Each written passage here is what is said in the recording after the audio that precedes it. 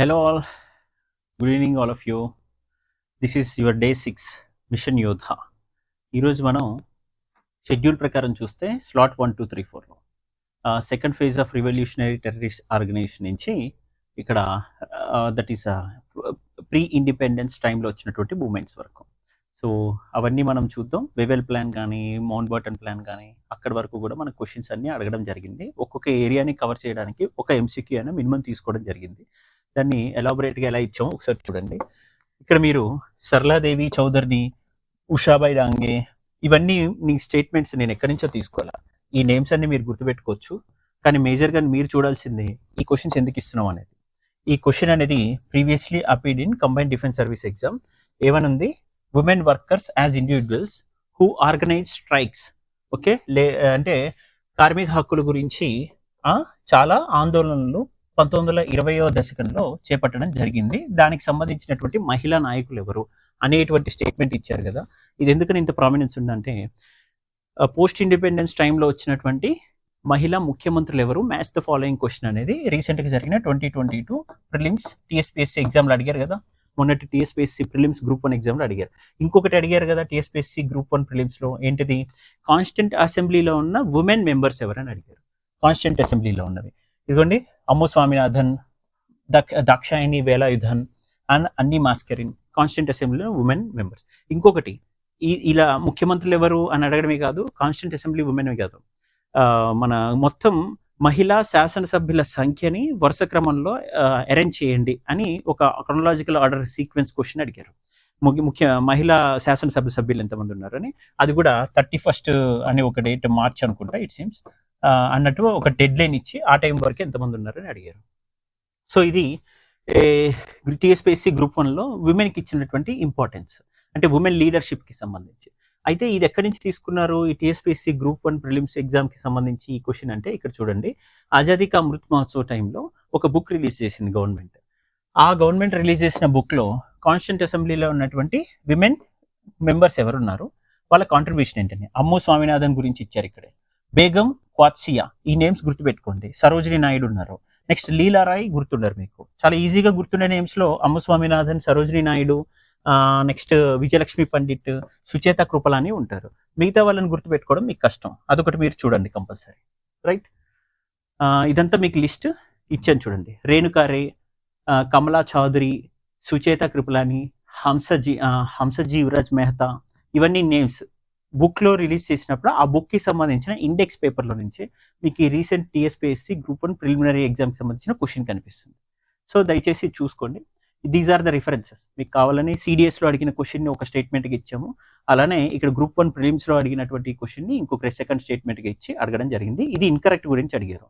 Incorrect అంటే మీకు సెకండ్ది మాత్రమే ఇన్కరెక్ట్ అవుతుంది. ఎందుకనంటే ఇక్కడ సుచరిత పండిట్ గురించి మనకి కాన్స్టిట్యూంట్ అసెంబ్లీ మెంబర్స్లో ఇక్కడ డిస్కస్ చేసినట్టు లేదు, కాబట్టి అది మనకి రాంగ్. రీసెంట్ కీ పేపర్లు కూడా, ఒరిజినల్ మాస్టర్ కీ క్వశ్చన్ పేపర్కి సంబంధించిన కీలో కూడా క్లియర్గా సుచరిత పండిట్ లేరు అనమాట. అది మనం చూడొచ్చు. సో దాన్ని బట్టి సెకండ్ స్టేట్మెంట్ ఇన్కరెక్ట్ అని మనకి తెలుస్తుంది ఫస్ట్ క్వశ్చన్లో. Next, the Deccan agriculturist relief act of 1879. ఇది కూడా యూపీఎస్సీ కండక్ట్ చేసినటువంటి previous combined defence service exam సంబంధించిన క్వశ్చన్. ఇది సిడిఎస్ 2019లో అడిగారు. ఇది మీకు ఎల్లో మార్క్తో హైలైట్ చేశాను. ఇది direct statements, Plassey to partition, Shekhar Bandyopadhyay నుంచి. అనవసరంగా ఈ బుక్ మొత్తం చదవాలని ఏం ఫీల్ అవ్వకండి.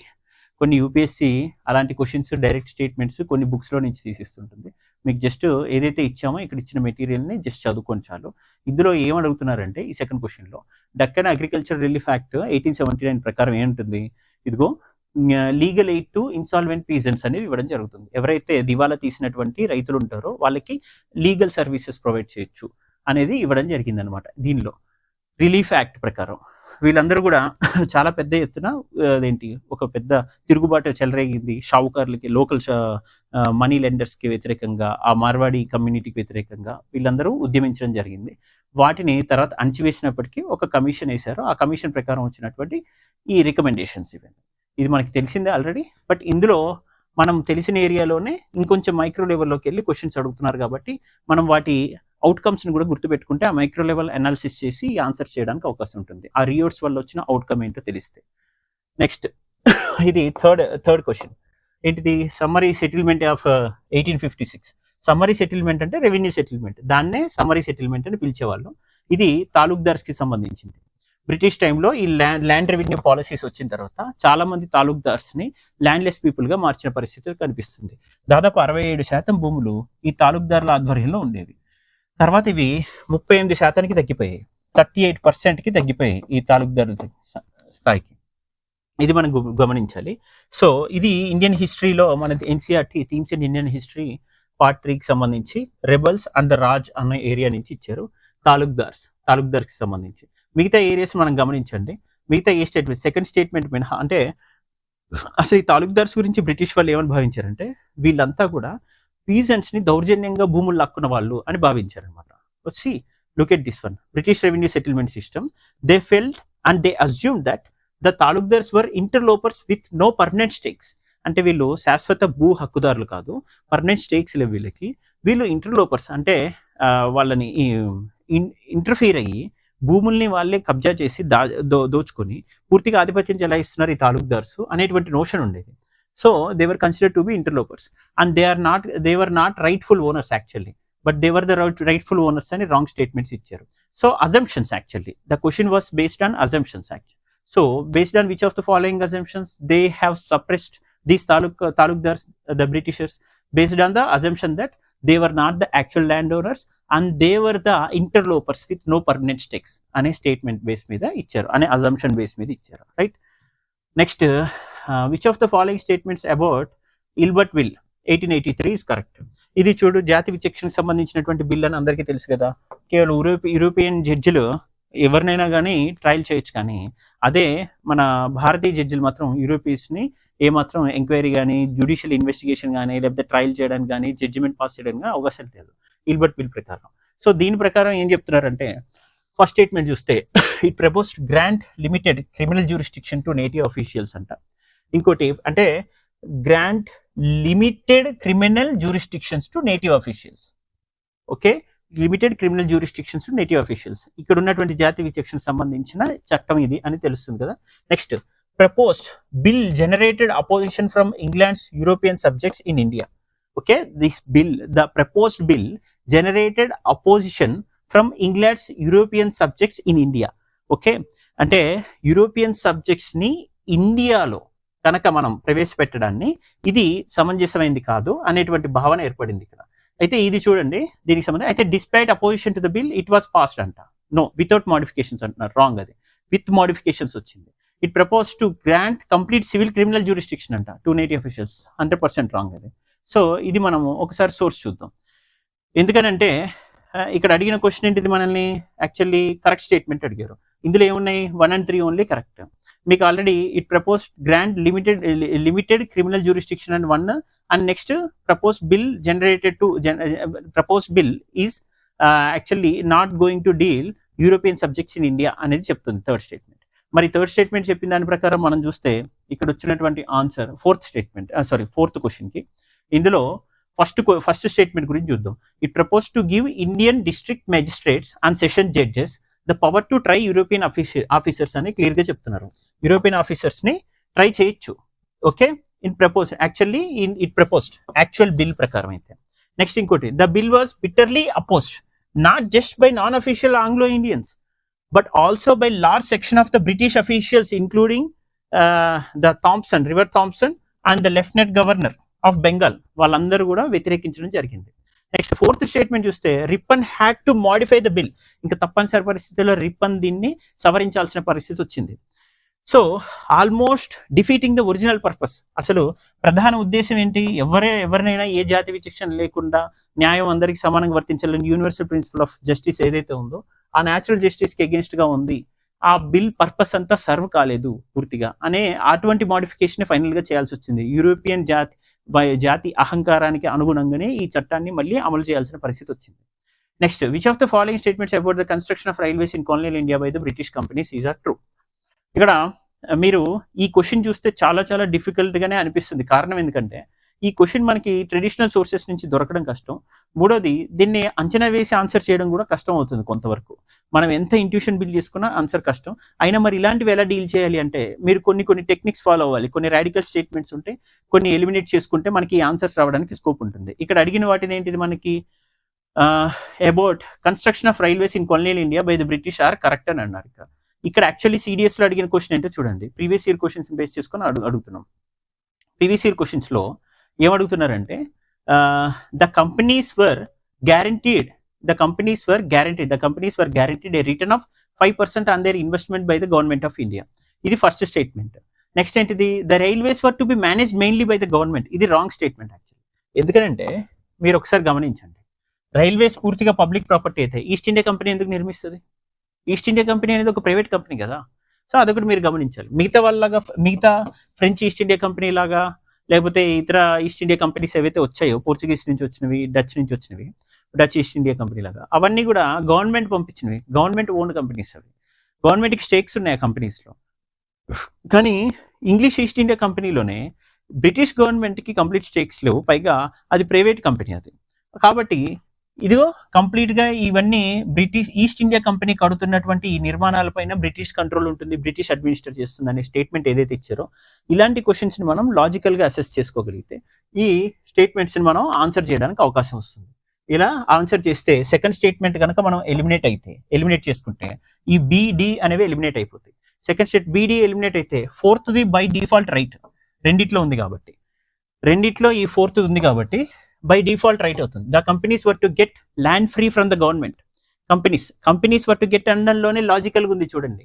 అంటే ఇది ఎవరు బిల్ చేస్తున్నారు? కంపెనీ బిల్ చేస్తుంది. కంపెనీ గ్రాంట్స్ పొందుతుంది, కొన్ని ఎగ్జామ్షన్స్ పొందుతుంది గవర్నమెంట్ నుంచి. గవర్నమెంట్ పూర్తిగా కంట్రోల్ చేస్తే గవర్నమెంట్ ఎగ్జామ్షన్ ఇవ్వాల్సిన అవసరం ఉంది. గవర్నమెంట్ కన్స్ట్రక్ట్ చేస్తుంది కాబట్టి ఎవరికో ఎగ్జామ్షన్ ఇవ్వక్కర్లా.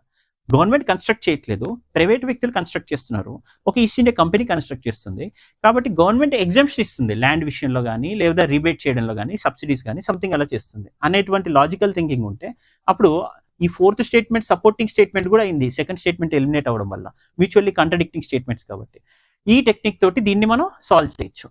రైట్, ఇది ఇక్కడ the companies were guaranteed a return of 5% on their investment by government of India అని ఏదైతే ఉందో ఇది కూడా ఒక రకమైన రిబేట్ లాంటిది, సబ్సిడీ లాంటిది. కాబట్టి ఫస్ట్ స్టేట్మెంట్ చూస్ చేసుకోవడానికి అవకాశం ఎక్కువ కనిపిస్తుంది. అందుకే statement A, option A is the right answer. Next, which of the following were not parts of the Royal Indian Navy mutiny. Royal Indian Navy మ్యూటనీకి సంబంధించి ఏమేమి పార్ట్ కావన్నారు? ఇండియన్ నేషనల్ ఆర్మీ ఉంది, ఇదేంటి మాజెస్టీ ఇండియన్ షిప్ అని అంటారు అనమాట. Okay, his majesty Indian ship అంటారు, హెచ్ఎంఐఎస్ తల్వార్ అనేది. దీనిలో వందే మాత్రం అని ఎవరైతే ఉటంకించారో వాళ్ళందరినీ కూడా అరెస్ట్ చేయడం కానీ, డిటైన్ చేయడం ఇలాంటి చర్యలు తీసుకుంది. పైగా వాళ్ళందరూ స్ట్రైక్ కూడా చేశారు. దీనికి సంబంధించి ఈ హెచ్ఎంఐఎస్ తల్వార్కి చెందిన రెజిమెంట్ ఎవరైతే ఉన్నారో, ఆ రేటింగ్స్ ఎవరైతే ఉన్నారో, అంటే సోల్జర్స్ అంటాం మనం సింపుల్గా, వాళ్ళని ఏం చేశారు? డిటైన్ చేయడానికి చూస్తారు. వాళ్ళందరూ ఉద్యమించారు. ఫుడ్ సరిగ్గా ఉండట్లేదు. రెండోది, భారతదేశ స్వాతంత్రోద్యమానికి స్ఫూర్తి కూడా పొందిన వాళ్ళు ఉన్నారు. ఆ స్వాతంత్రోద్యమంతో బ్రిటిష్ పాలనకి వ్యతిరేకంగా ఈవెన్ ఇండియన్ నేవీలో కూడా తిరుగుబాటు చెలరేగింది. కాబట్టి ఎప్పుడైతే quit India movement and Subhash Chandra Bose నుంచి వస్తున్న ఒత్తిడి, మూడోది రాయల్ ఇండియన్ నేవీ అంటే బ్రిటిష్ భారతదేశంపై ఆధిపత్యం చెలాయించడానికి కారణమవుతున్నటువంటి మిలిటరీ శక్తి కూడా తిరుగుబాటు చేస్తున్న పరిస్థితి వచ్చిందో అప్పుడు స్వాతంత్రం ఇవ్వాల్సి వచ్చిందని అట్లీ చెప్పిన పరిస్థితి ఉంది అనమాట బ్రిటిష్ ప్రధానమంత్రి. అందుకే ఈ రాయల్ ఇండియన్ నేవీ మ్యూటనీ మనకి మెయిన్స్ లో కూడా క్వశ్చన్గా అడిగారు, ఇక్కడ కూడా మీకు ప్రిలిమ్స్ లో ఇవ్వడం జరుగుతుంది అనమాట. చాలా ఇంపార్టెంట్. హంగర్ స్ట్రైక్స్ చేశారు, ఇవన్నీ కూడా రాయల్ ఇండియన్ నేవీ మ్యూటనీ తోటి ఇంటర్లింక్ అయిన ఉన్నాయి. ఇక్కడ ఇది దీనికి సంబంధించి స్టేట్మెంట్ ఎస్ ఇక్కడే ఉంది. ఓకే, ఆన్సర్ ఎక్స్ప్లెనేషన్ కూడా ఇక్కడే ఉంది చూడండి. దాదాపు 1100 మంది రాయల్ ఇండియన్ నేవీ మ్యూటనీ వాళ్ళు దీన్ని తిరుగుబాటు చేశారు, రేషియల్ డిస్క్రిమినేషన్ ఎగెన్స్ట్ గా చేశారు, ఫుడ్ బాలేదని చేశారు, అబ్యూస్ సుపీరియర్ ఆఫీసర్స్ మమ్మల్ని చులకన చేసి మాట్లాడుతున్నారని చెప్పి చేశారు. ఇలా క్విట్ ఇండియా మూవ్మెంట్ గురించి ఉద్యమిస్తూ క్విట్ ఇండియా అంటూ కూడా నినాదాలు ఇచ్చారు. ఐఎన్ఏ ట్రయల్స్ వ్యతిరేకంగా, ఐఎన్ఏ ట్రయల్స్ అంటే ఎవరైతే ఆజాద్ హింద్ ఫౌజ్ లో ఉండి ఫైట్ చేసి అరెస్ట్ అయ్యారో వాళ్ళందరినీ ట్రయల్ చేస్తున్నారు, వాళ్ళందరినీ హింసిస్తూ బాధ పెడుతున్నారు, వాళ్ళకి కూడా సాలిడారిటీ ప్రకటిస్తూ ఈ ఐఎన్ఏ ట్రయల్స్ కి వ్యతిరేకంగా కూడా వాళ్ళు ప్రొటెస్ట్ చేసిన పరిస్థితి కనిపిస్తుంది. సో ఇండియన్ ట్రూప్స్ ని ఇతర దేశాలను ఆక్రమించుకోవడానికి, ఇతర దేశాల్లో కూడా తమ ఆధిపత్యం చెలాయించడానికి వాడుతున్నారు, దానికి వ్యతిరేకంగా కూడా వీళ్ళు ఉద్యమం చేయడం జరిగిందనమాట ఇక్కడ.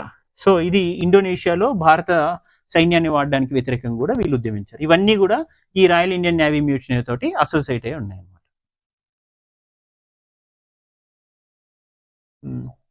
Right. Next, the proposals of the cabinet machine include. Cabinet మిషన్కి సంబంధించి ఇది చాలా పాపులర్, మీకు ఐడియా ఉంటుంది కదా. క్యాబినెట్ మిషన్ ప్లాన్లో వీళ్ళంతా భారతదేశాన్ని ఎంత సక్సెస్ఫుల్గా కలపాలా, విడగొట్టాలా అని డిస్కస్ చేసిన సందర్భం. ఇందులో క్యాబినెట్ మిషన్లో ఫస్ట్ది ఏంటి, rejection of demand for full fledged Pakistan అనేది. Okay, very good. ఎందుకని వీళ్ళు రిజెక్ట్ చేశారంటే, Pakistan so formed would include a large non Muslim population. Okay, అందులో 38% ఇప్పుడున్న నార్త్ వెస్ట్ పాకిస్తాన్లో మొత్తం 100% ఇస్లామైజ్ అయిపోయింది, కానీ యాక్చువల్గా పాపం 38% నాన్ ముస్లిమ్స్ ఉన్నటువంటి రీజన్ అది. ఇప్పుడున్న పరిస్థితిలో 2% కూడా మైనారిటీస్ లేరు పాకిస్తాన్లో. సో అది మనకి ఇప్పుడు అది క్లియర్గా క్యాబినెట్ మిషన్ ప్లాన్ చెప్పింది. 38% ఈ క్లియర్గా మనకి నార్త్ వెస్ట్ ఏరియాలో చూస్తే, అండ్ నార్త్ ఈస్ట్ వైపు అంటే ఎక్కడ, ఈవెన్ బెంగాల్, అస్సాం పరిధిలో ఉన్నటువంటి బోర్డర్ ఏరియాస్లోని బంగ్లాదేశ్ రీజియన్ మొత్తం గమనిస్తే అక్కడ 48% కూడా ఇలాంటి మైనారిటీ అని చెప్పుకోదగిన స్థాయిలో సంఖ్య లేదు. Large section other population, other religious segment ఉన్నారు అని చెప్తున్నారు. సో అంటే మీకు ఇప్పుడు అర్థమైంది, స్వాతంత్రం అనంతరం వీళ్ళు చెప్పిన ప్రకారమే పాకిస్తాన్, బంగ్లాదేశ్లో ఉన్నటువంటి మైనారిటీల ఇతర ఇస్లామేతర మతానికి చెందిన వాళ్ళందరూ కూడా చాలా స్వల్ప స్థాయికి చేరుకున్నారు. అంటే ఎంతో మారణ హోమానికి ఉచ్చకోతకు గురైన పరిస్థితి అక్కడ కనిపిస్తుంది క్లియర్గా.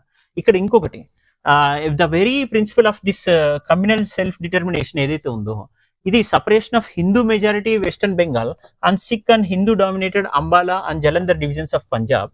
అంటే ఇలాంటివన్నీ ఏం చేస్తున్నాయి, కమ్యూనల్ సెల్ఫ్ డిటర్మైన్డ్ స్టేట్స్ గా తయారవుతాయి. అప్పుడు సపరేట్ స్టేట్ గా మళ్ళీ సిక్కులు కూడా అడగడానికి అవకాశం ఉండొచ్చు అనే పరిస్థితి ఏదైతే ఉటంకించిందో అది కొంతవరకు నిజమే అయింది కూడా మన పరిస్థితి ఆ ఖలిస్తాన్ మూమెంట్ ని గమనిస్తే. నెక్స్ట్, డీప్ సీటెడ్ రీజనల్ టైస్ ఇంకా ఈ పంజాబ్, బెంగాల్ ఈ ప్రాంతాల్లో ఏం చేస్తాయి, మనకి చాలా డిస్టర్బ్డ్ ఎన్విరాన్మెంట్ క్రియేట్ చేస్తాయి. నెక్స్ట్, పార్టిషన్ ని దారి తీసే అవకాశం ఉంటుంది, విభజన రేఖలు సృష్టిస్తుంది. ఇవన్నీ కూడా అడ్మినిస్ట్రేటివ్ ప్రాబ్లమ్స్ ఉంటాయి, లాండ్ ఆర్డర్ ఇష్యూస్ ఉంటాయి, ఇవన్నీ కూడా చెప్పింది. ఎందుకంటే తిరస్కరించానని చెప్పినప్పుడు క్యాబినెట్ మిషన్ ప్లాన్కి సంబంధించి ఇంకా ఇంత మనం క్లియర్గా అర్థం చేసుకోగలిగాం, నేటికి అప్లై చేయగలుగుతున్నాం. కాబట్టి ఈ క్యాబినెట్ మిషన్ ప్లాన్ గుర్తుపట్టడం ఈజీ. క్యాబినెట్ మిషన్ ప్లాన్ దీనికి ఒక సొల్యూషన్ కూడా చెప్పింది. Section A, section B, section C అని క్లియర్గా 3 రకాలటువంటి పరిపాలనా విధానాలను విభజించి చెప్పింది అనమాట ప్రాంతాలన్నింటినీ. ముందు సెక్షన్ ఏకి సంబంధించినటువంటి విధానం ఎలా ఉందంటే, Madras, Bombay, central province, united provinces అంటే నేటి ఉత్తరప్రదేశ్ ప్రాంతంలో ఉన్నవి, నెక్స్ట్ ఒరిస్సా ప్రాంతంలో హిందూ మెజారిటీ ప్రావిన్సెస్ ని సెక్షన్ ఏ అని. సెక్షన్ బికి వచ్చి north west frontier province, Punjab, కొంత ముస్లిం మెజారిటీ ఉన్న ప్రాంతాలు అవి. Next section C Bengal, Assam, ఇటువైపు నార్త్ ఈస్ట్ ప్రాంతాల్లో ఉన్నటువంటి ముస్లిం మెజారిటీ ఏరియాస్ అని. ఇలా 3 రకాలుగా విభజించింది అనమాట సెక్షన్ ఏబిసి. వీటి అడ్మినిస్ట్రేటివ్ జ్యూరిస్డిక్షన్స్ ని వాటి డిసైడ్ చేయడం కూడా జరిగింది, మెకానిజం కూడా ఇవ్వడం జరిగింది. అందులో 3-tier executive and legislature at provincial level, section level and also union levels అని 3-tier సిస్టమ్ అనేది తీసుకొని వచ్చింది. యూనియన్ లెవెల్ ఒకటి ఉండాలి, ప్రొవిన్షియల్ లెవెల్ ఉండాలి, సెక్షన్ లెవెల్ ఉండాలి. ఓకే, రాష్ట్ర స్థాయిలో ఒకటి ఉంటుంది, దాని తర్వాత మళ్ళీ ఈ సెక్షన్ లెవెల్లో ఒక అడ్మినిస్ట్రేటివ్ సిస్టమ్ ఉంటుంది, మొత్తం యూనియన్ లెవెల్లో ఒకటి ఉంటుంది. సో ఈ విధమైనటువంటి 3-tier సిస్టమ్ అనేది ప్రపోజ్ చేసింది cabinet mission plan, instead of separating Indian country into 2 states on the basis of communal lines. Next, ఇక్కడ constituent assembly was to be elected by provincial assemblies by proportional representation మెథడ్తో నైష్పత్తిక ప్రాతినిధ్య పద్ధతిలో constituent అసెంబ్లీని మనం ఎంపిక చేయాలి, రాజ్యాంగ పరిషత్తును ఏర్పాటు చేయాలనేటువంటి సిఫార్సు కూడా ఇందులో రావడం జరిగింది. ఇప్పుడు మీకు అర్థమైపోయింది కదా ఇందులో ఎందుకని ఓన్లీ 2 స్టేట్మెంట్ ఈస్ కరెక్ట్ అంటే. ఇక్కడ ఏమంటున్నారు ప్రపోజల్స్ ఆఫ్ క్యాబినెట్ మిషన్ లో, ఇక్కడ మీకు ఫస్ట్ టూ టైర్ స్ట్రక్చర్ అన్నక్కడే ఇక్కడ మిస్టేక్ అయిపోయింది. నెక్స్ట్ ఏంటిది, క్రియేషన్ ఆఫ్ సోవరిన్ పాకిస్తాన్ అంట విత్ 6, అది 100% రిజెక్ట్ చేయడానికి ఇన్ని రీజన్స్ క్లియర్ గా చెప్పారు కాబట్టి అది అయిపోయింది. Formation of constituent assembly on the basis of proportional representation, second statement is true. Next, draft constitution as framed only provides a machinery for the government of the country. It is not a contravent to install any particular party in power, has been done in some countries, which who should be in power is left to be determined by the people as it must be, is the system is to satisfy the test of democracy అని అన్నారు అనమాట. ఎవరు, doctor B R Ambedkar. ఏంటిది self explanatory, మీరు చూడొచ్చు. ఈ రాజ్యాంగ ముసాయిదా యొక్క ఉద్దేశం ఏంటి? Draft constitution as framed only provides a machinery for the government of the country. Just మీరు ఒక రాజ్యాంగ ముసాయిదాను చూస్తే అది పరిపాలనా విధానానికి సంబంధించి ఒక యంత్రాంగాన్ని మాత్రమే సూచిస్తుంది. అది కేవలం మీకు ఒక మెషినరీగా పనిచేస్తుంది, ఒక టూల్గా పనిచేస్తుంది, ఒక యంత్రాంగాన్ని మీకు అంటే కావాల్సినటువంటి పనిముట్లను ఆకారాలను సమకూరుస్తుంది. కానీ వాటిని ఎలా ఉపయోగించాలనే నైపుణ్యం మీ చేతిలో ఉంటుంది అనేటువంటి కోణంలో చెప్తున్నారు. It is not a contrivance to install any particular party in power as has been done in some countries. ఇది ఈ రాజ్యాంగ ముసాయిదా ఏ ఒక్క పార్టీ కానీ, ఐడియాలజీకి కానీ, సెక్షన్కి కానీ అనుకూలంగా ఉండేటట్టుగా వాళ్ళనే అధికారంలోకి తీసుకొచ్చి కాదు. ఇది ఒక fair and transparent objective mechanism అనేటువంటి మెకానిజం, అటువంటి యంత్రాంగాన్ని సృష్టించింది ఈ రాజ్యాంగం అనమాట.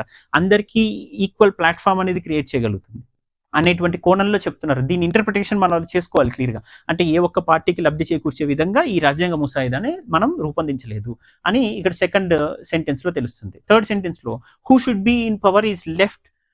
Who should be in power, who should be ఎవరైతే పవర్లో ఉండాలో వాళ్ళు, who should be in power is left to be determined by the people.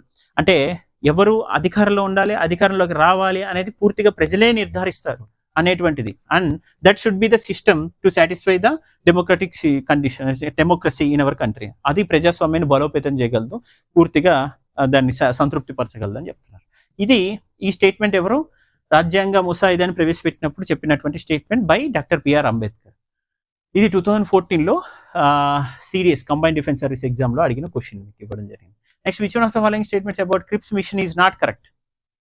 క్రిప్స్ మిషన్కి సంబంధించి ఏది కరెక్ట్ కాదు అంటున్నారు. D, the British government could enter into a separate constitutional arrangement with any of the exceeding provinces అని డైరెక్ట్గా మీకు ఇచ్చింది not correct అంటున్నారు. ఎందుకనంటే ఒకసారి చూడండి ఇక్కడ స్టేట్మెంట్కి సంబంధించి అసలు ఏంటి క్రిప్స్ మిషన్ ఏం చెప్తుంది. సో పెతి క్లారెన్స్ కానీ, సర్ స్టాఫర్డ్ క్రిప్స్ కానీ, అలెగ్జాండర్, వీళ్ళందరూ వచ్చారు కదా. వచ్చిన తర్వాత వీళ్ళు చెప్తున్న విషయం ఏంటో చూద్దాం. Cripps mission was sent to because reverses, ఇది because of the Cripps mission was sent because of the reverses suffered by Britain in Southeast Asia, and also the Japanese threat to invade India seemed real now, and India's support became very very crucial.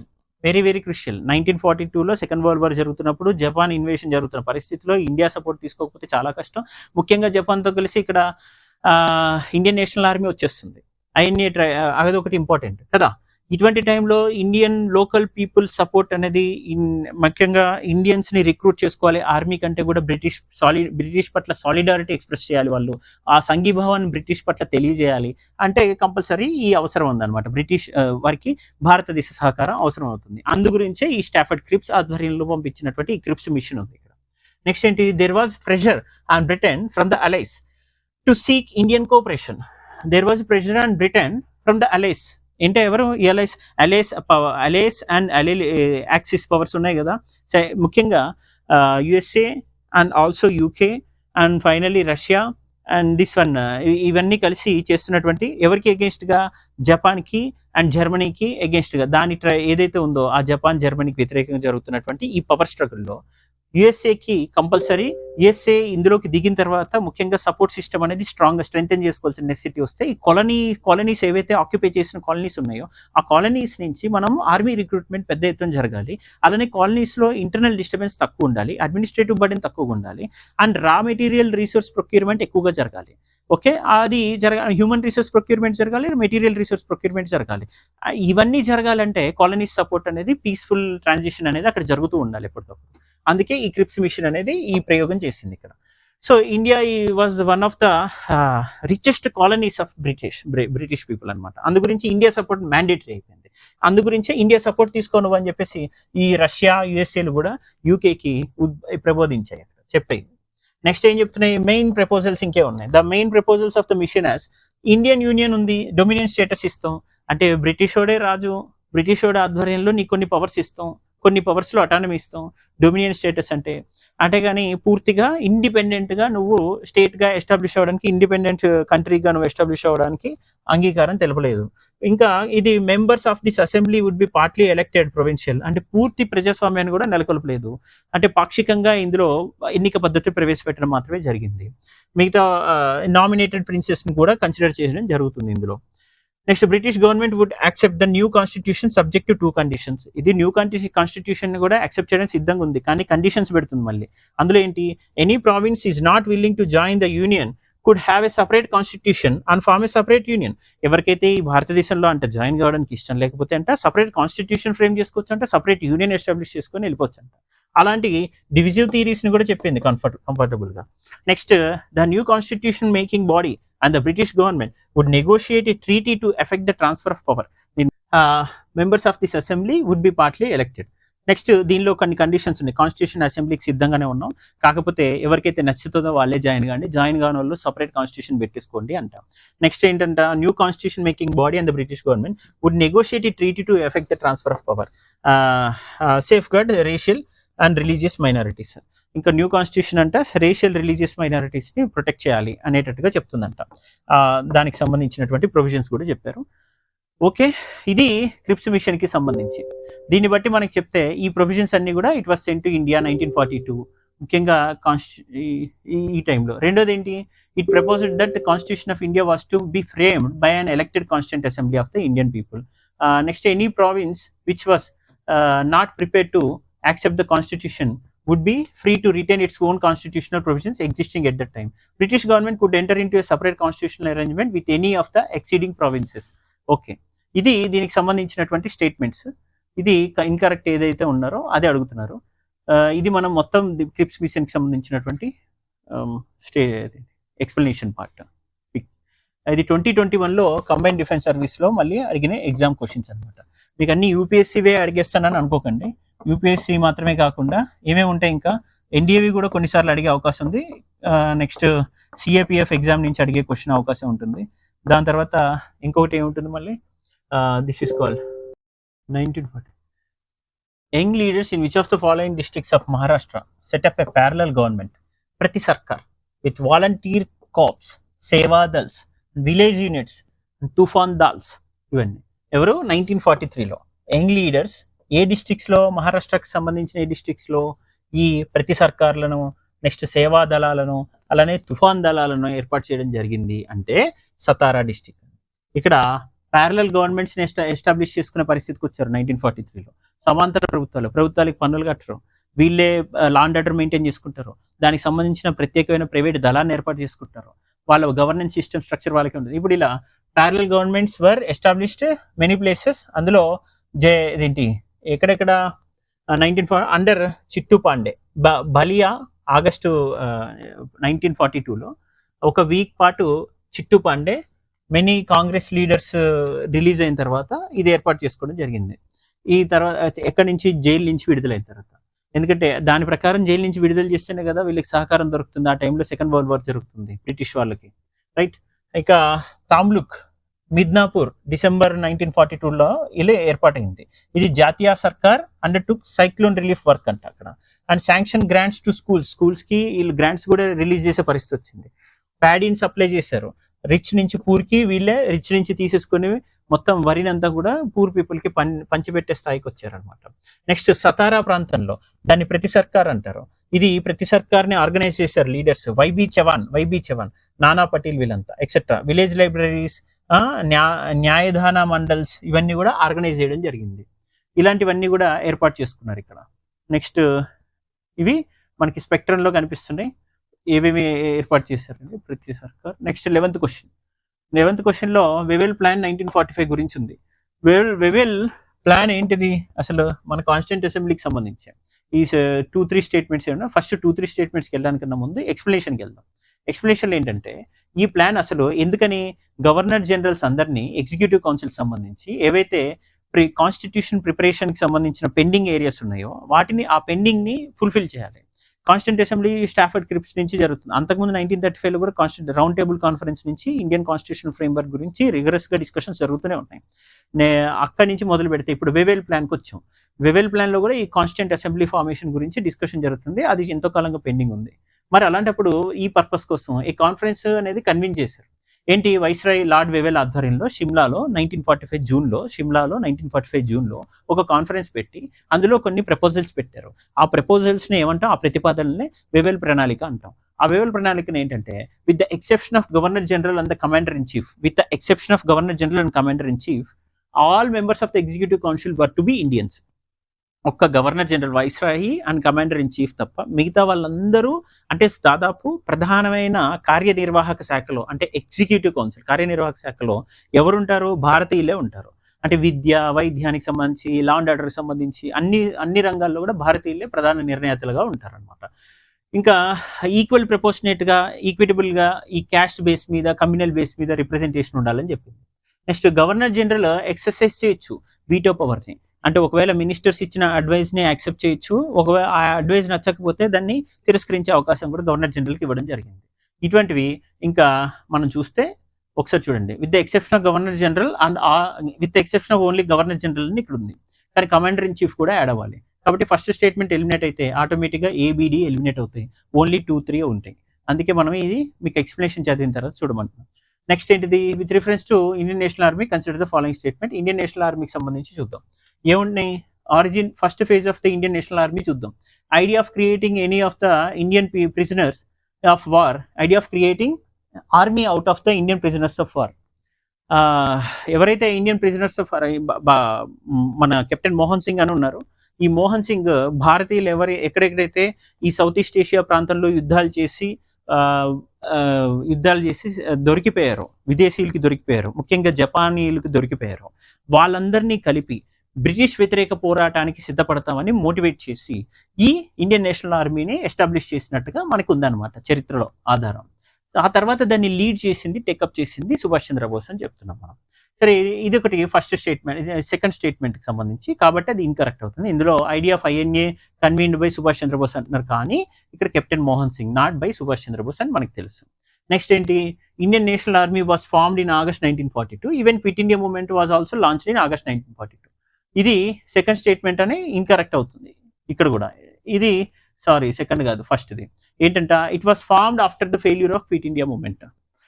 Actually quit India movement fail అయిన తర్వాతనే వాళ్ళలో దాని మీద అసంతృప్తి పెరిగి, ఇది శాంతియుత పోరాటంతో కాదు, ఇది ఒక ఏమంటారు వార్ అనేది మనం అది బ్రిటిష్ వ్యతిరేకంగా మొబిలైజ్ చేసి మనం వార్ చేయగలిగితేనే, ట్రూప్స్ని మొబిలైజ్ చేసి అప్పుడే మన స్వాతంత్రం సంపాదిస్తాం అని చెప్పేసి కోణం ఆ బలం పెరిగింది, ఆలోచన బలం. నెక్స్ట్ ఇక్కడ Indian National Army was formed in August 1942. Okay, no after Quit India Movement. Azad Hind Fauj Burma బోర్డర్ని క్రాస్ చేసి ఇండియన్ సాయిల్కి మార్చ్ 18, 1944కి వచ్చింది. ఆ తర్వాత ఈ ఇండియన్ నేషనల్ ఆర్మీ యూనిట్స్ అనేవి కూడా కోహిమా, ఇంఫాల్ వరకు ముందుకు రాగలిగాయి. ఆ స్థాయి వరకు ఇండియన్ నేషనల్ ఆర్మీ యుద్ధం చేయగలిగింది.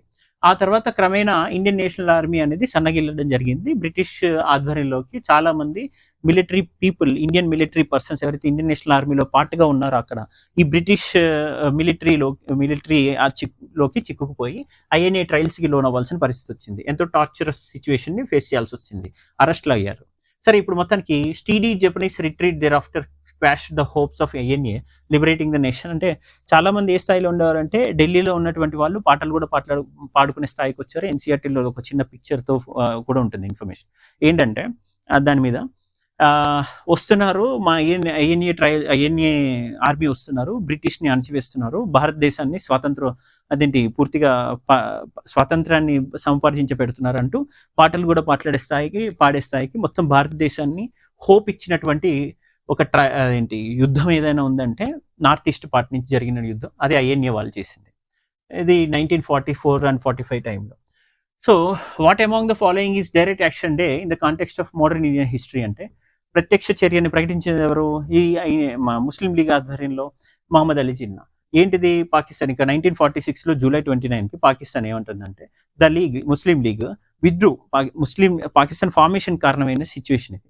The league withdrew its acceptance of long term plan in response to, అంతకుముందు క్యాబినెట్ మిషన్ ప్లాన్ వచ్చింది కదా, క్యాబినెట్ మిషన్ ప్లాన్ ఈ మత ప్రాతిపదికన దేశాలను విభజించడం కుదరదని చెప్పింది, సెక్షన్ ఏబిసి అని పెట్టింది. కాబట్టి ఇప్పుడు అదంతా వద్దు, నువ్వు ఖచ్చితంగా దేశాన్ని మత ప్రాతిపదికన విడగొట్టాల్సిందే, లేకపోతే నేను డైరెక్ట్ యాక్షన్కి దిగుతాను, ప్రత్యక్ష చర్య దినంగా ప్రకటిస్తాను అన్నాడు. అంటే అదొక వైలెంట్ మోటో తోటి చేసినటువంటి స్టేట్మెంట్గా భావించడం జరిగింది.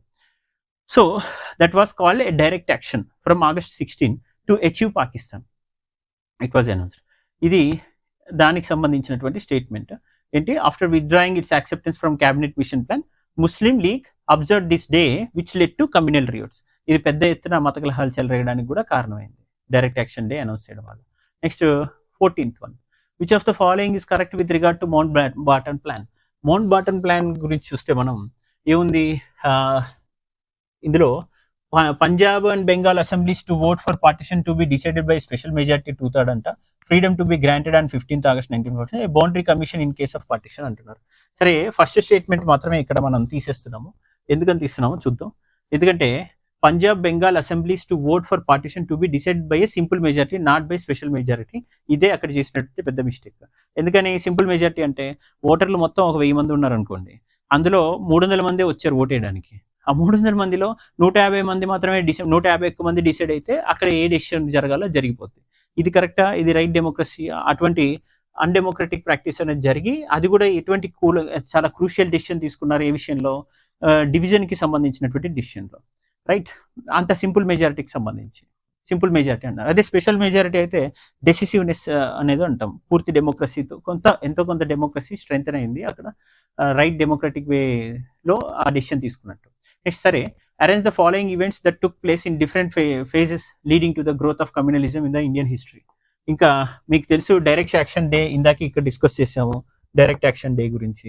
ఇంకా నెక్స్ట్ సపరేట్ ఎలక్టరేట్స్ అనేవి, ఇవి మనకి ఎప్పుడైతే ఈ 1909 నుంచి ప్రత్యేక బెంగాల్ విభజన దానికి ముందు వచ్చింది కానీ ఇవి స్టార్ట్ అయ్యాయో అప్పుడే ఈ సపరేషన్ అనేది స్టార్ట్ అయింది, బీజం పడింది. దానికి ముందు అలీగర్ యూనివర్సిటీ అనేది స్థాపించడానికి ముందు ముస్లింల పట్ల తీవ్రమైన వ్యతిరేకత ఉన్న బ్రిటిషర్స్కి సానుకూలంగా మార్చడంలో అండ్ భారతీయుల్ని చాలా తక్కువగా భావించి భారతదేశంతో మనం పూర్తిగా భారతీయులతో మింగిలైతే ఇది ముస్లిం సమాజానికి మంచిది కాదనే భావనతో ఆ అలీగర్ ఉద్యమం అనేది బ్రిటిష్ వారికి దగ్గర చేయడానికి తీసుకొచ్చినటువంటి ఆ ఉద్యమ విధానం ఏదైతే ఉందో, ఆ రిఫర్మేటరీ మూవ్మెంట్ నుంచి స్టార్ట్ అయ్యి క్రమేణా దాన్ని గుర్తించి 1909కి ఇది స్టార్ట్ అయ్యి, 1909 కల్లా స్టార్ట్ అయింది ఈ సపరేట్ ఎలక్టరేట్ సిస్టమ్ అనేది. దీనికి ముందు మళ్ళీ బెంగాల్ డివిజన్ అనేది స్టార్ట్ అయింది. ఆ తర్వాత resolution for separate Muslim state in Lahore and Muslim League and Jinnah's 14 points ఇవన్నీ కూడా మనకి చోటు చేసుకుంటున్నాయి, గమనిస్తున్నాం. సరే, ఇక్కడ 1432 అనేది చూద్దాం. ఏంటంట, జిన్నాస్ 14 పాయింట్స్ ఉంది. First separate electorates for 1909. Direct action day ఎప్పుడు, జూలై 1946. ఇక్కడ మీకు చెప్పాను కదా 1946 జూలై. ఇది లాస్ట్ సిచ్యువేషన్. సో ఇది ఫస్ట్ అని తెలుసు, ఫస్ట్ అని తెలుసు, సెకండ్ది లాస్ట్ అని తెలుసు. అంటే 1, 2 మీరు క్లియర్గా డివైడ్ చేసి పెట్టుకోవచ్చు. ఇంకా 4-3లో ఏది ఫస్ట్ వస్తుందని తెలిస్తే జిన్నాస్ 14 పాయింట్ ముందు వస్తుంది లాహోర్ సెషన్ కన్నా, కాబట్టి 4-3 అనేది మనం క్లియర్గా తీసుకోవచ్చు. ఎలా అంటే ఈ 14 పాయింట్స్ ప్రకారం ఏ విధమైనటువంటి ప్రాతినిధ్యం కల్పించాలి, ఈక్వల్ ట్రీట్మెంట్ ఉండాలి మైనారిటీస్కి అంటూ జిన్నా ఒక తన కాన్స్టెంట్ ఏదేంటి నెహ్రూ నివేదికతో పాటు ప్రతి నివేదిక సమర్పిస్తూ ఇచ్చినటువంటిది అనమాట ఈ 14 points. Next, resolution of separate Muslim state in the Lahore session of Muslim League 1940. ఇది 1940లో జరిగినటువంటి Muslim League session, Lahore session 1940. Next, ఇక్కడ రాజాజీ ఫార్ములా, మనకి చక్రవర్తి రాజగోపాలాచారి తెలుసు కదా, ఈయన ఫార్ములా ఒకటి ఇచ్చాడు. దీనికి ఒక డెడ్ లాక్ ఏం చెప్తున్నారంటే, ఈ ఫార్ములా ప్రకారం ఈయన ఈ పొలిటికల్ డెడ్ లాక్ ఏదైతే ఈ సపరేట్ స్టేట్ అనేది ఉందో మత ప్రాతిపదికన, దానికి సంబంధించిన ఒక సొల్యూషన్ తీసుకొని రావాలి ముస్లిం లీగ్కి నేషనల్ కాంగ్రెస్కి మధ్య అని చెప్పేసి ఈ ఫార్ములా తీసుకొచ్చారు సార్, సిఆర్ ఫార్ములా అని. Next, Muslim league refused to endorsing the Congress demand for full independence and interior government in the transition period is required. Farming in interior government అనేది నెక్స్ట్ అంటే కాంగ్రెస్ గవర్నమెంట్ ఎస్టాబ్లిష్ చేసుకోవడం, తాత్కాలిక ప్రభుత్వం ఏర్పాటు చేయడం, full ఇండిపెండెంట్గా ఉండడం, ఇవన్నిటిని ఈ ముస్లిం లీగ్ చాలా అభ్యంతరం వ్యక్తం చేసింది వీటన్నిటి పట్ల. అయితే సిఆర్ ఫార్ములా విషయంలో సిఆర్ ఫార్ములా ఏం చెప్తే ఏం వ్యతిరేకించారంటే, ఇదిగో సిఆర్ ఫార్ములా ఏముంటుంది, మనందరి మధ్య కోఆపరేషన్ కావాలి, plus it was a tacit acceptance of leagues demand for Pakistan. మనం పాకిస్తాన్ విషయంలో కొంత తెలియని ఇండైరెక్ట్ యాక్సెప్టెన్స్ వస్తుంది, కాబట్టి గాంధీ దాన్ని ఎలా అయినా పాసిఫై చేయడానికి మనం ముందుకెళ్ళాలని సిఆర్ ఫార్ములా అనేది చక్రవర్తి రాజగోపాలాచారి వెళ్తుంటే దానికి సపోర్ట్గా పంపిస్తే, ఆ ఫార్ములాలో మెయిన్ పాయింట్స్ ఏంటంటే Muslim League to endorse, Muslim League ఏం చేయాలి, కాంగ్రెస్ని ఆమోదించాలి, యాక్సెప్ట్ చేయాలి, దానికి ఎండోర్స్ చేయాలి, ఓకే అనాలి, డిమాండ్ ఫర్ ఇండిపెండెన్స్కి కలిసి పోరాడదాం, ఆ తర్వాత ఏదన్నా కానీ అనేటువంటి భావన ఏదైతే వస్తుందో దానిలో కొన్ని అబ్జెక్షన్స్ ఉన్నాయి. ఏంటంట, Jinnah wanted Congress to accept first నువ్వు టూ నేషన్ థియరీ, నువ్వు ఇండిపెండెన్స్ సంగతి తర్వాత, ఇండిపెండెన్స్ వచ్చాకొచ్చే ఈయన ఈయన ఏంటంటే ఫస్ట్ అయితే ఇండిపెండెన్స్కి వెళ్దాం అంటాడు సిఆర్ ఫార్ములాలో. అరే ఇండిపెండెన్స్ తర్వాత ఫస్ట్ నాకు టూ నేషన్కి నువ్వు ఒప్పుకుంటావు లేదా అంటాడు ఈయన. ఇండిపెండెన్స్ రానిరా బాబు అంటాడు ఈ సిఆర్ ఫార్ములా. సరే ఇండిపెండెన్స్ విషయంలో ఒకటి ముందు అబ్జెక్షన్ పెడుతున్నాడు, టూ నేషన్ థియరీకి నువ్వు యాక్సెప్ట్ చేస్తావు లేదా. And he wanted only Muslims of north west and north east to vote in the plebiscite. ఒకవేళ ఇండిపెండెంట్ నేషన్ థియరీ నువ్వు తీసుకున్నా, నేను టూ నేషన్ థియరీకి తీసుకున్నా, నువ్వు యాక్సెప్ట్ చేయడమే కాదు ఈ టూ నేషన్ థియరీకి నీతో కలిసి నేను స్వాతంత్రోద్యమంలో పాల్గొనాలంటే సిఆర్ ఫార్ములాకి చెప్తున్నాడు అనమాట ఈ జిన్నా అనే వ్యక్తి. ఏం చెప్తున్నాడు, టూ నేషన్ థియరీకి నువ్వు ఒప్పుకోవాలి, అట్ ద సేమ్ టైం ఆ టూ నేషన్ థియరీకి ఓటేయాల్సింది మొత్తం భారతదేశం కాదు, నార్త్ ఈస్ట్ వాళ్ళు వేయాలి, నార్త్ వెస్ట్ వాళ్ళు వేయాలి, ఎక్కడైతే ముస్లిం మెజారిటీ ఉందో అక్కడే వేయాలి ఓటింగ్ అంట. ఇది అని చెప్పింది మొత్తం population, entire population. He also oppose the idea of common centre అంట, అందరికీ కలిపి ఒకటే యూనియన్ ఉంటుంది అని చెప్పినటువంటి ఆ సిఆర్ ఫార్ములాలో చెప్పిన దానికి ఈయన పూర్తిగా వ్యతిరేకంత కనబరిచాడు. అందరికీ కామన్ సెంటర్ ఉండదు అని చెప్పేసి అన్నాడు. So while the Congress was ready to cooperate with the league, అరే ఇండిపెండెన్స్ కోసం అందరం కలిసి పనిచేద్దామని లీగ్తో కాంగ్రెస్ నెగోషియేట్ చేయడానికి, కలిసి పనిచేయడానికి సిద్ధంగా ఉన్నా కూడా ఇది మాత్రం వర్కౌట్ కాలేదన్నమాట. ఎందుకంటే సపరేట్ నేషన్కే ఎక్కువ ప్రాధాన్యత ఇచ్చింది. It was interested only for separate nation. Okay, Hindu leaders led by Veer Savarkar condemn the CR plan. అరే సిఆర్ ప్లాన్ పూర్తిగా తిరస్కరించడం జరిగింది అనమాట వీర్ సావర్కర్ లాంటి వాళ్ళు. ఇది నెక్స్ట్ ఏంటిది, which of the following statement concerning freedom and partition of India, which of the feeling freedom and partition of India గురించి ఏది కరెక్ట్ కాదు అంటున్నారు. ఇందులో సరే ఎక్స్ప్లెనేషన్కి వెళ్దాం. ఈ స్టేట్మెంట్స్ది ఈజీగా మీరు ఎలిమినేట్ చేయగలరు. అట్లీ స్టేట్మెంట్ ఆఫ్ February 20, 1947 గురించి చూద్దాం. అట్లీ స్టేట్మెంట్ ఏం చెప్తున్నారు. Clement Atlee British prime minister sensing that around మే ఏంటి ఒక అనౌన్స్మెంట్ చెప్తూ బ్రిటిష్ హౌస్ ఆఫ్ కామన్స్ ఏదైతే ఉందో the British intention of living Indian sub continent అనేది మెన్షన్ చేయడం జరిగింది. బ్రిటిష్ కామన్ హౌస్ వాళ్ళు అందరు కలిసి, అంటే అదొక elected body, okay, elected representatives అందరూ కలిసి ఆ కామన్ హౌస్లో ఆ రిప్రజెంటేటివ్స్, ఇక్కడ మనకి ఎమ్మెల్యేలు ఎంపీలు ఎలాగో అలాగే వాళ్ళందరూ కలిసి ఒకటే మాట, మనం త్వరగా భారతదేశం నుంచి వైదొలగాలి అని అనుకుంటున్నాము అని వాళ్ళందరూ తీర్మానించారు అనే విషయాన్ని ఎవరు చెప్తున్నారు, అట్లీ ప్రధానమంత్రి చెప్తున్నారు, బ్రిటిష్ ప్రధానమంత్రి 1947లో February 20 రోజు. ఇది అట్లీ స్టేట్మెంట్ అంటాం దాన్ని. సరే ఈ February 20 అట్లీ స్టేట్మెంట్ వస్తే అందులో ఉన్న మెయిన్ పాయింట్స్ చూస్తే, ఏ dead line of June 30, 1948 was fixed for transfer of power even if the Indian politicians had not agreed by that time on the constitution. ఏంటంటే అదిగో నేను June 30, 1948 వరకు డెడ్ లైన్ ఇస్తున్నాను, అప్పటి వరకు కూడా ఎలా మనం స్మూత్గా బ్రిటిష్ నుంచి భారతదేశానికి అధికారాన్ని బదలాయించాలి, పవర్ ట్రాన్స్ఫర్ చేయాలి to the if the Indian ఏంటి even if the Indian politicians had not agreed by the time on the constitution. ఒకవేళ కాన్స్టిట్యూషన్ మేకింగ్కి వాళ్ళకి టైం పడుతుందన్నా, అప్పటికల్లా పవర్ ట్రాన్స్ఫర్ చేయడానికి మాకు ఇబ్బంది అవుతుంది, అంత స్పీడ్గా చేసుకోలేమనే ఆలోచన ఇండియన్స్ ఎక్స్ప్రెస్ చేసినా సరే, మనం మాత్రం ఆలోపే పవర్ని పూర్తిగా ఇండియన్స్కి బదలాయించాలి, ట్రాన్స్ఫర్ చేయాలి అనేటువంటిది ఈ స్టేట్మెంట్లో ఉన్న ముఖ్యమైన అంశం.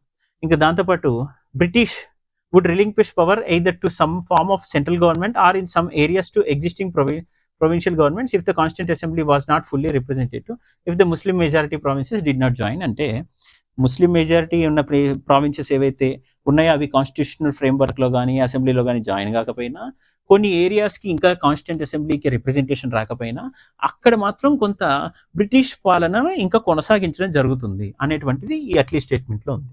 Next British powers and obligations with the princely states would lapse the transfer of power, but these would not be transferred to any successor government in British India. Okay, British powers ఉంటాయి, obligations ఉంటాయి along with the princely states. అదిగో ఒక పక్కన princely states కూడా ఉంటాయి కదా, British పాలన ఉన్న ప్రదేశమే కాకుండా. ఈ బ్రిటిష్ పాలనతో పాటు ఎక్కడైతే ప్రిన్స్లీ స్టేట్స్ ఉన్నాయో, బ్రిటిష్ పాలన లేని ప్రాంతాలు, ఆ ప్రిన్స్లీ స్టేట్స్ పాలన కూడా కొనసాగుతుంటుంది. వాటిని బ్రిటిష్ ఏమీ డిస్టర్బ్ చేయదు, కాన్స్టిట్యూంట్ అసెంబ్లీలోకి రమ్మనే ఒత్తిడి చేయదు, బ్రిటిష్లోకి రమ్మనే ఒత్తిడి చేయదు, ఇతర వాటికంతూ కొంత స్వయం ప్రతిపత్తిని కొనసాగుతూ వెళ్తాం అనమాట. వాళ్ళ ఇది బ్రిటిష్కి సంబంధించిన ఈ అట్లీ స్టేట్మెంట్లో ఉన్నది. ఇది 2017లో మనకి సిఏపిఎఫ్లో అడిగిన question. Next AR Desai which of the advocate the famous INA trials. Okay, who among the following అంటే ఈ ఐఎన్ఏ ట్రయల్స్ జరుగుతున్నప్పుడు అంటే ఇండియన్ నేషనల్ ఆర్మీ తరపున వచ్చి పోరాడి ఇక్కడ యుద్ధం చేసి అందులో చిక్కుకున్నటువంటి ప్రిజనర్స్ ఎవరైతే ఉన్నారో ఆ టార్చర్ అవుతున్న ప్రిజనర్స్ని రక్షించడానికి వారి తరపున కోర్టులో వాదించడానికి ఎవరు వెళ్ళారు అంటే బులాబాయ్ దేశాయ్. దీన్ని మనకి యూపీఎస్సీలో అడిగారు, బులాబాయ్ దేశాయ్. ఓకే, ఈయన గురించి. దీనిలో ఆ ఇయర్ నాకు మర్చిపోయాను, ఇక్కడ ఎంటర్ చేయలేదు, డోంట్ వరీ. అయినా కూడా ఇది పీవైక్యూ. ఇది దీనిలో ఏమంటున్నారంటే తేజ్ ఇది ఇక్కడ whose memory could be an ideal tool for political mobilization. So the AICC meeting in September 1945 decided to defend the accused in the INA trial. Indian national Congress ఒక డెసిషన్ తీసుకుంది, గొప్ప విషయం కొంత. అందులో ఏంటంటే 1945లో ఏంటి, ఈ ఐఎన్ఏ ట్రయల్స్లో చిక్కుకున్న వాళ్ళందరి పట్ల కూడా సానుభూతిని వ్యక్తం చేస్తూ వారి కోసం మనము కోర్టులో కొంత వాదించాల్సిన అవసరం ఏర్పడింది అనేటువంటిది ఒక పొలిటికల్ మొబిలైజేషన్ అనేది జరిగింది. ఏఐసిసి తీర్మానించుకుంది సెప్టెంబర్ 1945కి తీర్మానించుకొని and announced that for formation of a defence committee, ఒక డిఫెన్స్ కమిటీని ఏర్పాటు చేసుకోవడం కూడా జరిగింది దాని ప్రకారం ఆ పరిధిలో. అప్పుడు అందులో కొంతమంది లీగల్ ఎక్స్పర్ట్స్ ఉన్నారు, లీగల్ ల్యూమినరీస్ ఉన్నారు. అందులో ఆ ల్యూమినరీస్ ఏంటంటే తేజ్ బహదూర్ సప్రు, బులాబాయ్ దేశాయ్, అసఫ్ అలీ, ఆల్సో జవహర్లాల్ నెహ్రూ, అసఫ్ అలీ, తేజ్ బహదూర్ సప్రు, బులాబాయ్ దేశాయ్. ఈ నలుగురు గుర్తుపెట్టుకోవాలి. Tej Bahadur Sapru, Dadabhai, Jawaharlal Nehru, బులాబాయ్ Desai and also this Asaf Ali. వీళ్ళందరూ కూడా ఉన్నారు, ఈ నలుగురు ఉన్నారు. ఈ నలుగురు ఏం చెప్తున్నారు, ఇదిగో వీళ్ళంతా మన ఐఎన్ఏ ట్రయల్స్లో ఇరుక్కుపోయినటువంటి భారతీయులు ఎవరైతే ఉన్నారో, ఈ ట్రయల్స్ గురవుతున్నారో వాళ్ళందరినీ కూడా రక్షించాలి, దానికోసం మనందరం సిద్ధపడాలి అనేటువంటి ఒక లీగల్ ఎక్స్పర్టైజ్డ్ స్కిల్డ్ పర్సన్స్ అందరూ ఈ కమిటీలో మెంబర్స్గా ఉండి వీళ్ళు వాళ్ళ తరపున యుద్ధం చేశారు. వాళ్ళ తరపున ఒక మేధో యుద్ధం చేశారు, ఒక సైద్ధాంతిక యుద్ధం చేశారు అనొచ్చు. Okay, next which one of the following is not a characteristic feature of the Indian independence act 1947. Indian independence act అనేది బ్రిటిష్ ఎక్కడ పాస్ చేశారు, అది బ్రిటిష్ కామన్ హౌస్లో పాస్ చేశారు. పాస్ చేసి ఏమంటున్నారంటే the dominion of India got the residuary territory of India excluding provinces, Balochistan, west Punjab, east Bengal, north west frontier province అంట. అయితే మీరు ఒకసారి ఎక్స్ప్లెనేషన్ వైపు వెళ్తే డైరెక్ట్గా మొత్తం విషయం తెలుస్తుంది. ఇక్కడ సో చూద్దాం, స్టేట్మెంట్స్ కాదు, సిఏపిఎఫ్లో 2017 క్వశ్చన్ ఇది కూడా. ఇందులో July 5, 1947లో British parliament passed the Indian independence act which was based on the Mountbatten plan. ఫైనల్గా క్రిప్స్ మిషన్ వచ్చింది, వర్కౌట్ కాలేదు. తర్వాత క్యాబినెట్ మిషన్ ప్లాన్ వచ్చింది, వర్కౌట్ కాలేదు. ఆ తర్వాత మౌంట్ బాటన్ ప్లాన్ వచ్చింది, అదే వర్కౌట్ అయింది. ఎందుకని వర్కౌట్ అయిందంటే ముందు అన్నీ కూడా సపరేట్ పాకిస్తాన్ గురించి పూర్తి క్లారిటీతో లేదు, దాన్ని ఎలా మనం డైల్యూట్ చేసుకొని ముందుకెళ్దాం అనుకున్నారు. కానీ ఫైనల్గా మౌంట్ బాటన్ ప్లాన్ వచ్చింది, సపరేట్ పాకిస్తాన్ వైపు అడిగేసింది, అందుకే అది సక్సెస్ఫుల్ అయింది. సరే ఇప్పుడు ఫైనల్గా చూస్తే July 5, 1947లో British parliament passed the Indian independence act which was based on the Mountbatten plan and the act got royal assent on July 18, 1947. The act was implemented on August 15, 1947. August 15, 1947లో ఈ యాక్ట్ని implement చేయడం జరిగింది, implement అవుతుందని. ఇంకా next ఈ యాక్ట్లో ఏంటంటే constituent assembly of each new dominion was to exercise the powers. ఒక్కొక్క dominion ఉంటుంది, దాని నుంచి రిప్రజెంటేటివ్స్ ఎన్నికే వస్తారు. ఆ కాన్స్టిట్యూంట్ అసెంబ్లీకి వచ్చినటువంటి ఆ డొమినియన్ రిప్రజెంటేటివ్స్ ఎవరు ఉంటారో దాని తరపున వాళ్ళ through them they can exercise some powers, okay, of legislation, okay, with respect to that dominion. A dominion నుంచి అయితే కాన్స్టిట్యూంట్ అసెంబ్లీకి రిప్రజెంటేటివ్స్ వచ్చారో ఆ ప్రతినిధులు ఆ డొమినియన్కి సంబంధించి కొన్ని రూల్స్, రెగ్యులేషన్స్ లేదా కోడిఫైడ్ కాన్స్టిట్యూషనల్ లా చేయాలంటే కొంత స్వేచ్ఛ ఉంటుంది, వాళ్ళకి కొంత డిస్క్రిప్షన్ ఉంటుంది, కొన్ని పవర్స్ ఎక్సర్సైజ్ చేసుకోవచ్చు ఆ డొమినియన్కి సంబంధించినటువంటి లెజిస్లేషన్ చేయాలంటే, లాస్ ఫ్రేమ్ చేయాలంటే. అది ఇక్కడ చెప్పింది. And the existing central legislative assembly and the council of state were to B automatically dissolved. అంటే ప్రస్తుతం ఏదైతే సెంట్రల్ లెజిస్లేటివ్ అసెంబ్లీ కొనసాగుతుందో దాన్ని మనం పూర్తిగా తొలగించడం జరుగుతుంది, రద్దు చేయడం జరుగుతుంది అని చెప్పారనమాట ఆ కౌన్సిల్ని. దేని ప్రకారం, ఇండియన్ ఇండిపెండెన్స్ యాక్ట్ ప్రకారం. ఇండియన్ ఇండిపెండెన్స్ యాక్ట్ అమల్లోకి రాగానే ఎగ్జిస్టింగ్ డొమినియన్స్ అన్ని క్యాన్సిల్ అవుతాయి, లెజిస్లేటివ్ అసెంబ్లీస్ క్యాన్సిల్ అవుతాయి, రద్దు అయిపోతాయి. దాని తర్వాత దాని స్థానంలోనే ఈ కాన్స్టిట్యూంట్ అసెంబ్లీకి ఎన్నికైన మెంబర్స్ వచ్చి వాటికి ఆ డొమినియన్కి సంబంధించినటువంటి చట్టాలు చేస్తారు అని చెప్పడం జరిగింది ఇక్కడ. ఇది నెక్స్ట్ లాస్ట్ క్వశ్చన్. ఇవి ఉమెన్కి సంబంధించి మీకు చెప్పాను కదా, చాలా ఇంపార్టెంట్ ఉంటాయి వాళ్ళ కాంట్రిబ్యూషన్లో. మీకు కాన్స్టిట్యూంట్ అసెంబ్లీ మెంబర్స్ గురించి అడిగారు, లెజిస్లేటివ్ మెంబర్స్ని క్రొనలాజికల్గా అరేంజ్ చేయమని అడిగారు. నెక్స్ట్ అలానే ఉమెన్ చీఫ్ మినిస్టర్స్ ఎవరెవరు అయ్యారో ఆఫ్టర్ ఇండిపెండెన్స్ అని అడిగారు. ఇందులో టీఎస్పీఎస్సీ రీసెంట్ గ్రూప్ 1 ప్రిలిమ్స్ 2022లో ఉమెన్కి సంబంధించి constitution members and total legislative members present అంటే క్రొనలాజికల్ ఆర్డర్లో మొత్తం అన్ని స్టేట్స్ని కలుపుకొని ఇచ్చారు. ఒక 5 స్టేట్స్ ఇచ్చారు. అండ్ ఇక్కడ ఫైనల్గా ఈ టైప్ ఆఫ్ క్వశ్చన్స్ కూడా మనకు కనిపిస్తున్నాయి, సిడిఎస్లో కనిపిస్తున్నాయి ఇక్కడ కూడా. అందులో lady Congress leader who went under ground during the quit India moment was Arna Asif Ali. In they gave leadership to the underground revolutionary activities, and thus she did by ఏంటంటే turning down Gandhi's advice to surrender. అంటే Gandhi surrender అయిపోమని ఒక letter రాస్తాడు, ఆమె పూర్తిగా తిరస్కరిస్తుంది. నేను పూర్తిగా బయటనే ఉండి భారతదేశంలో స్వాతంత్రోద్యమాన్ని సీక్రెట్గా అయినా రహస్యంగా అయినా దీన్ని రన్ చేస్తాను అని చెప్పేసి తను ఒక మీడియం, ఒక ప్లాట్ఫామ్ ఎంచుకొని ఈ విధమైనటువంటి సీక్రెట్గా భారత స్వాతంత్రోద్యమం గురించి పోరాటం చేసిందనమాట, ప్రజల్ని చైతన్యవంతం చేస్తూ. అర్నా అసఫ్ అలీ 1942 క్విట్ ఇండియా మూమెంట్లో చాలా సీరియస్గా పాల్గొన్నటువంటి వ్యక్తి. సో ఇవి మిగతావి మెంటల్ ఎబిలిటీవి. ఐ థింక్ ఈ సెషన్ మీకు హెల్ప్ అయి ఉండొచ్చు. ఓకే, ఎప్పుడైతే స్టూడెంట్స్ అందరినీ మీరు సబ్స్క్రైబ్ చేసుకోండి యూట్యూబ్ ఛానల్ని, అండ్ టెలిగ్రామ్లో కూడా మీరు జాయిన్ అవ్వచ్చు. ఇతర స్టూడెంట్స్ ఎవరైనా కూడా ఈ డైలీ సెషన్స్ని లైవ్లో వినొచ్చు, లైవ్లో వినొచ్చు. సమ్టైమ్స్ లైవ్ ప్రీమియం పెట్టినప్పుడు మీరు డౌట్స్ కూడా కామెంట్ సెక్షన్లో రేజ్ చేసినప్పుడు నేను చాట్ రూపంలో మీకు రిప్లై ఇస్తుంటాను, లేదా డైరెక్ట్ లైవ్ తీసుకున్నప్పుడు వాయిస్తో మీకు రిప్లై ఇస్తుంటాను. ఇక్కడే నేను నేరుగా రిప్లై ఇస్తాను. సో మీరు సబ్స్క్రైబ్ చేసుకోవడం మర్చిపోవద్దు. ఎప్పుడైతే సబ్స్క్రైబ్ చేసుకుని నోటిఫికేషన్ కూడా కంపల్సరీ క్లిక్ చేయండి. నోటిఫికేషన్ మీద క్లిక్ చేస్తేనే you will get to know when the class is uploaded. Class upload అవుతుంది, ప్రీమియం రన్ అవ్వబోతుంది, నెక్స్ట్ మీరు ప్రీమియర్ పెట్టి రన్ అవ్వబోతుంది అంటే మీకు అది క్లియర్గా నోటిఫికేషన్ అనేది చెప్తుంది. రైట్.